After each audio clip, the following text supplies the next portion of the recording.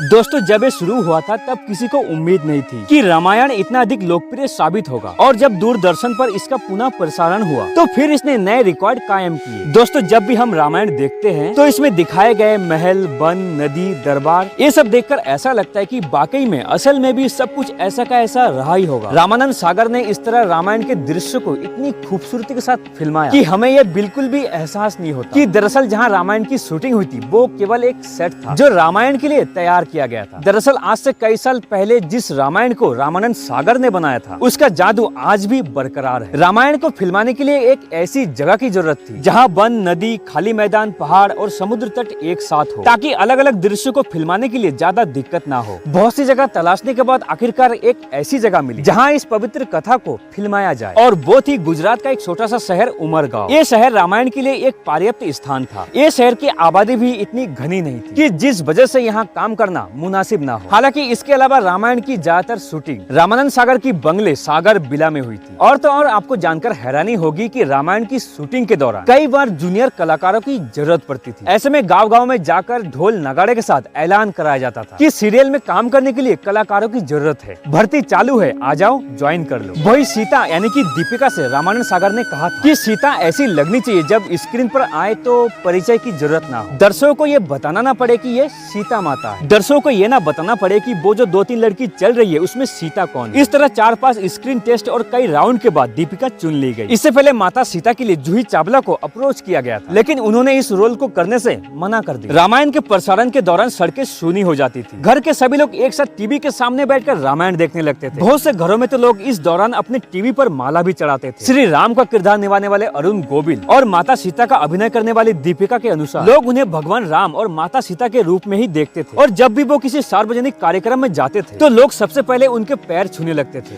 इतना ही नहीं, देश के कई हिस्सों में शाम के 7 बजे के बाद ऐसा लगता था कि जैसे सरकार ने कर्फ्यू का ऐलान कर दिया हो। जी हाँ, लोग अपने घरों या अपने पड़ोसियों के घर में घुस जाते थे और टीवी के सामने बैठ जाते थे। रामायण ने जितनी प्रसिद्धि हासिल की उतनी प्रसिद्धि और किसी धार्मिक शो को शायद ही मिली होगी। वैसे दोस्तों रामायण आपको अब कितनी पसंद है, इसका सबूत एक लाइक से जरूर दीजिएगा, क्योंकि इससे हमें पता चलेगा कि आज भी रामायण को लोग कितना पसंद करते हैं। जितना पहले करते थे उतना ही या उससे ज्यादा।